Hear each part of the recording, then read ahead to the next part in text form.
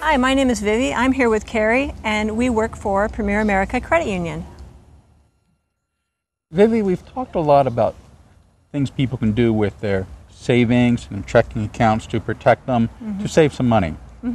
There's things they can do every day to help save money that they can put into savings.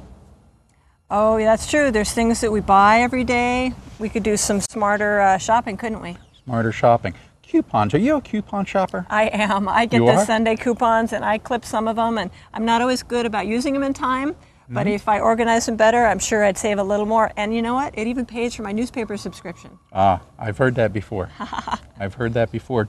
About once a month, there'll be somebody in line ahead of me, and I'm frustrated with how long it's taken them going through the process. And then I notice at the end, once they process all their coupons, they pull out like $5. And that's all they owe. And I switched from being frustrated with waiting to being irritated that I wasn't smart enough to take that initiative.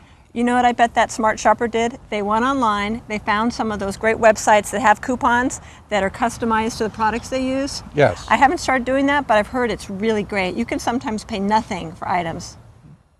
You know, kind of a cousin of coupons are rebates. I know manufacturers like to use rebates instead of discounts because there's something called breakage where most people don't get them sent in, or they don't send in all the materials. True. Yeah, they forget to mail it. They can't be bothered to put the stamp on the envelope. Absolutely. I know myself, I missed out on a rebate because I was saving the package for about a week to make sure I liked the product, and ended up throwing the packaging away, so I didn't have the proof of purchase anymore. I went to fill out the form, it's like, oh, I failed. I don't even have the materials I need to claim it. People should take better advantage of their coupons and rebates. So it's probably good as soon as you get home and finish unpacking that product, fill out your rebate form, get it sent off. You know what I do more often though? I buy things in bulk that I know are not perishable and that I'm going to use for a long period of time. Why not buy the huge pack of toilet paper or diapers or whatever other... Gosh, I don't know. There's so many things you can get in bulk these days. If you have the storage space, it can save you some real good money. That's an interesting comment, if you have the storage space. I'm going to take you in opposite direction there. A comment my wife actually made a couple weeks ago is she can't believe how many storage units there are. We were on vacation, we were driving everywhere you looked. Every few miles you see another one of these big storage units. Maybe people need to get rid of some of their junk. I agree. That can't be a good investment of your money. And I know we talked in one of our other discussions about your junk will be somebody else's treasure. Maybe you can sell it and get some savings, get some money to drop into your savings, not to mention what you're not paying on that storage unit every month. And this is kind of a side comment, but I know that a lot of people save old paperwork. I think people should check with their tax advisor to see what sorts of papers they really should be keeping. Maybe you have boxes of financial documents that you really don't need anymore. So why have that storage container? I'm also thinking, with so many of the documents available electronically and online, we probably don't need to keep all that paper in our house either. But do make sure you shred those documents or take them someplace where they are securely destroyed to protect yourself from identity theft. Very important tip. That's good. One thing we just did at our house is bundled some of our services together, internet, cable, phone. We're saving quite a bit of money by doing that. I think by going with one provider, you get the benefit of having one customer service phone call and also quite a bit of a discount. I've seen that in setting up new households, new homes. It's also only one appointment you're having to wait for. Oh, that's nice. Instead of all day, 3 days in a row. Absolutely. That is very convenient. Speaking of cable, internet, I'm a gadget guy. I like the toys. And constantly we're seeing new versions come out with the latest gadget, the latest little features on it. I read several years ago, and I have to admit I found it's true, that people tend to buy the new gadget with all the features on. 6 months later, all they are using are the most basic. Push, stop, play, forward. All those extra features are seldom used by the normal consumer.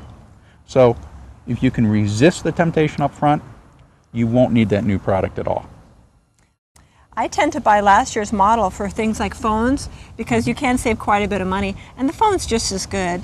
I think I saved maybe 75% on my last phone. Not only are they just as good, I find a lot of the new products when they are introduced, especially in the computer world, have some bugs in them that need fixed. Oh, sure. So if you wait 3, 6, 12 months before you pick it up, all the bugs have been worked out and it's going to work right away. It's really much more pleasant as a consumer. You don't get to show off your new gadget, but you get to be happy and know that it's working. Speaking of buying last year's, you were talking the other day about buying off-season. That's true. I think that applies to a lot of things around your household. Anything from holiday decorations. You could go out and buy a bunch of Easter cards for next year, the week after Easter. I think you can save quite a bit. Just don't buy Easter candy and save that for a year, right? Well, I've tried that, but it didn't last that long. No, yeah, no. Other thing that I look around a lot, we work with a lot of young people here, and fashion is so important to them. And they're always going out, changing the wardrobe with whatever the latest whim is, where if they just stuck with some more classic style clothing, they wouldn't have to replace it so often. It'll last much longer, buy a little better quality, and you're never really out of style, you're just not in style. I think it's a good idea to buy classic clothing. I find buying, 10 or 12 classic pieces, they're going to last you longer. Like you said, they're not going to go out of style. Young people might want to buy 1 or 2 trendy pieces a year or a season, but I think your budget for clothing will go a lot further.